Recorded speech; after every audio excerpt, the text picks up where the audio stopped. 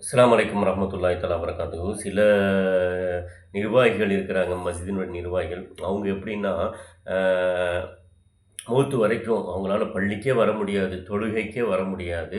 இருந்தாலும் மௌத்து வரைக்கும் நான் தான் பள்ளியினுடைய நிர்வாகத்தில இருப்பேன், அப்படின்னு சொல்லி அந்த பிடிவாதத்தோட இருப்பாங்க. சில பேர் எப்படின்னா, பள்ளியில இமாம்களை கண்காணிப்பது, மொய்னாரை கண்காணிப்பது, அவர்களுக்கு சம்பளம் கொடுப்பது, நிக்காவில் கலந்து கொள்வது, இது மட்டும் தான் என்னுடைய வேலை அப்படின்னு சில நிர்வாகிகள் இருப்பாங்க.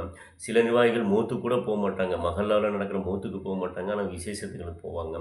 சில நிர்வாகிகள் எப்படின்னா, எல்லாத்தையும் நான் தான், எல்லாத்துலயும் நான் தான். அதாவது கல்யாண வீடா இருந்தாலும் நான் தான் மாப்பிள்ளை, இறப்பான வீடா இருந்தாலும் நான் தான் ஜனாசா அப்படிங்கிற கொள்கையில என்ன செய்வாங்கன்னா, சிலர்கள் எல்லாத்துலயும் நான் சொல்லி மற்றவர்கள என்ன செய்ய மாட்டாங்க, முற்படுத்தவும் மாட்டார்கள். மற்றவர்களை மேலே வர்றதும் விரும்பவும் மாட்டார்கள். இப்படியும் இருக்கின்றார்கள்.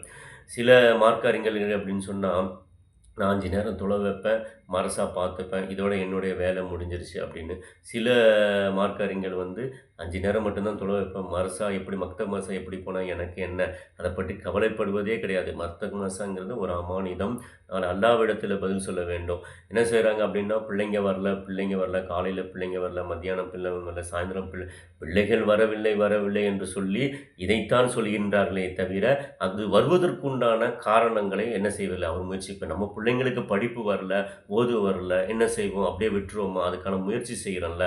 நம்ம பிள்ளைங்க நல்லா படிக்கணும்னா என்ன செய்றோம்? முயற்சி செய்றோம்ல. அதேபோல தான் மத்த பிள்ளைகளை கொண்டு வருவதற்கு நாமும் முயற்சி செய்ய வேண்டும். இதிலும் சில பேர் பொடுப்போக்கா இருக்கிறாங்க.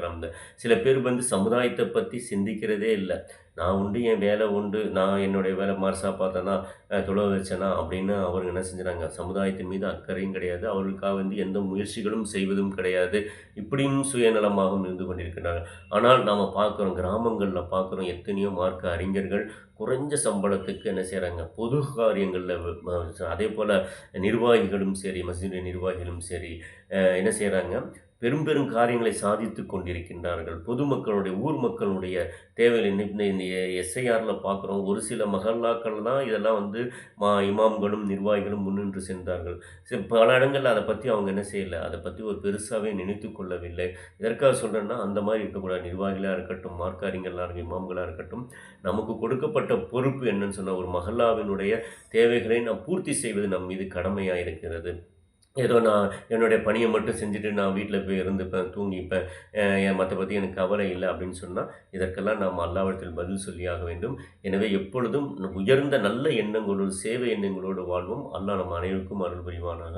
அஸ்ஸலாமு அலைக்கும் வரஹ்மத்துல்லாஹி வபரகாத்துஹு.